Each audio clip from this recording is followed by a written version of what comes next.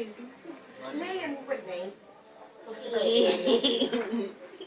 And if it weren't for the doctors and nurses in that maternity ward, we'd have fallen apart. And they're in that place working every hour God sends them for what? Hospitals are closing left, right and centre, and yet you're all sat there, too selfish to give a little bit back.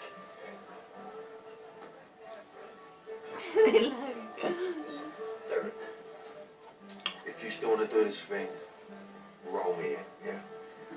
Yeah. You know. We've got an hour, all right? So we better get our kids on, eh, ladies and gentlemen, because we've got a show to do, eh? Eh?